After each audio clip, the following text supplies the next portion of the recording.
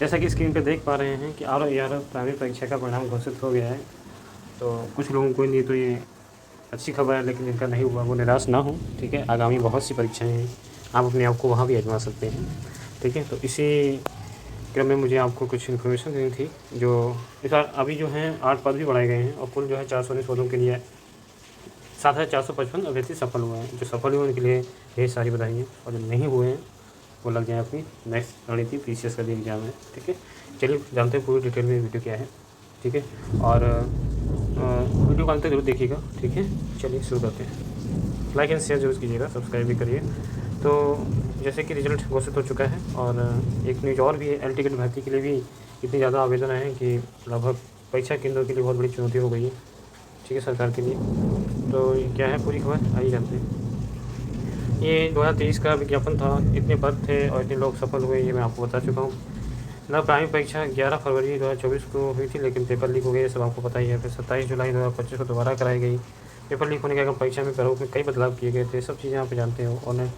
और 2 दिन में परीक्षा कराई गई थी, लेकिन प्रतियोगी परीक्षा आंदोलन के बाद एक ही परीक्षा कराने का निर्णय लिया गया है, ठीक है। एक ही दिन में परीक्षा कराने का निर्णय लिया। प्राइमरी परीक्षा तो शिफ्ट में हुई थी, आपको पता ही है। 2 प्रश्न पत्रों की जगह इस बार एक ही पाली में ही परीक्षा कराई गई थी, ठीक है। तो दोनों प्रश्न पत्रों के समावेश करते हुए पेपर कराए गए थे, और विज्ञापन 411 का आया था। 419 पदों के लिए परिणाम घोषित किया गया है, और लगभग इतने लोगों ने आवेदन किया था, ठीक है। 10,76,004 अभ्यर्थियों ने आवेदन किए थे, लेकिन उसमें से 4,54,589 शामिल हुए थे। तो 10 लाख में से कहाँ 4 लाख 50% से कम ही लोग पार्टिसिपेट किए थे। अब एल टिकट की कुछ बात है, वो भी जान लीजिए आप, ठीक है, क्या है इसमें। और ये आप पूरा पढ़ लीजिएगा इसको, ठीक है। उसमें संशोधन का मौका दिया गया था।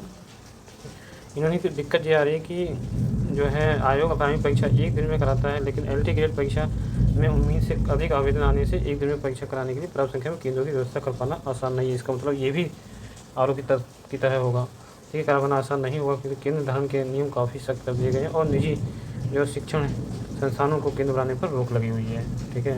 अब जैसे आरोप में हुआ है वैसे ही इसमें होगा।